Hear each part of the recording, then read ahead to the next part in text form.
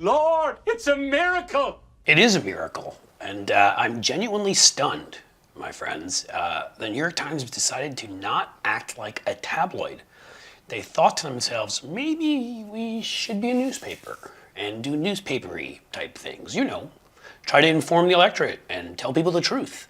And with all the time that we spent Joe Biden's age when Donald Trump is talking about sharks and batteries. I say, what would happen if the boat sank from its weight?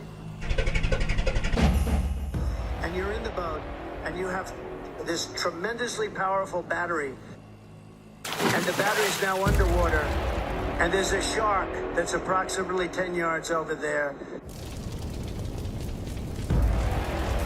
Do I get electrocuted? If the boat is sinking, water goes over the battery, the boat is sinking. Do I stay on top of the boat and get electrocuted?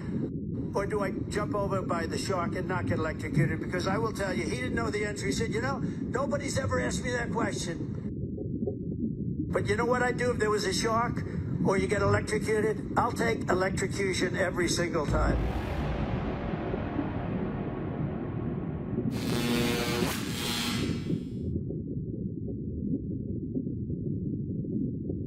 Maybe we should, you know, spend some time on Trump's age.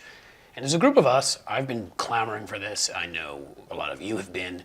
So maybe we should take a little bow and say, you know, pressure works. Because I've been going after them on Twitter. I've been encouraging all of you to do the same, going after them here on YouTube.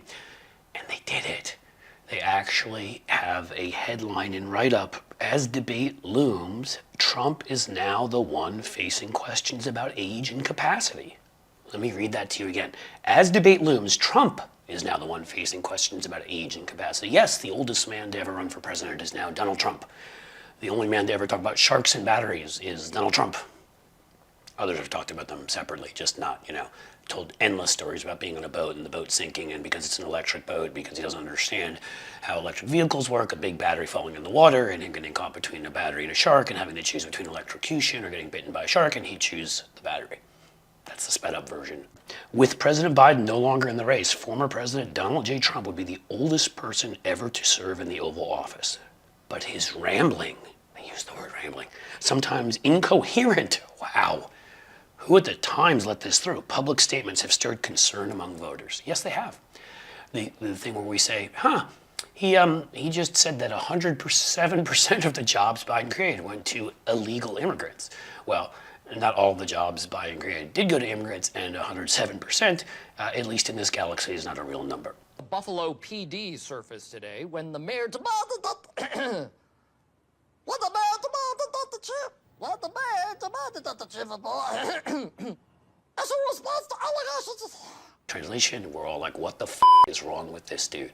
And if the New York Times wrote this, and the Washington Post wrote this, and the AP wrote this, and CNN talked about this, and NPR talked about this, and all the others that have both sides did or protected Trump, sane-washed is the term, and I think that finally got to them, made his incoherent, crazy statements like the one we did a video on the other day on childcare seem like they were actually sane, then people would actually get an honest view of who Donald Trump is, see that he disqualifies himself in every way, has all 7 deadly sins. Gluttony. You're going to come take a look at this. Greed. No one touches anything. Sloth. Wrath. Pride. Lust. And envy. 7. No mental capacity left, is too old, is not nearly intellectually gifted enough, that's to say he's a dumb and doesn't understand things, and should in no way be anywhere near the Oval Office. Kamala Harris decided to jump in on this, praise Kamala Harris, and point out that he is weird, crazy, and creepy, and it's not that hard to do, because most people, for example, are not fully obsessed with their crowd sizes, do not continue to talk about, my crowd was bigger, my ratings were higher, you know, to the point of where it's absurd. You know, my crowd was bigger than Martin Luther King's I Have a Dream. Okay, pal. So she released an ad. Here's a 78-year-old billionaire who has not stopped whining about his problems. Oh, she had a big crowd. Oh, the crowd. This weird obsession with crowd sizes. It just goes on and on and on.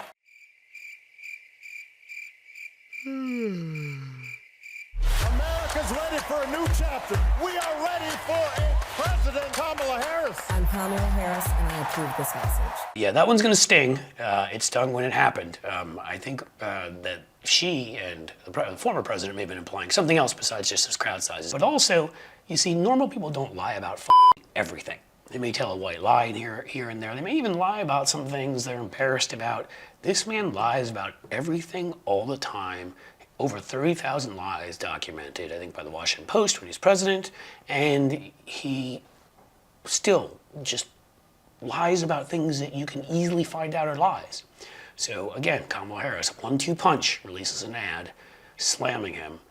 His lies never stop. $35 insulin. You know who did that? I did that.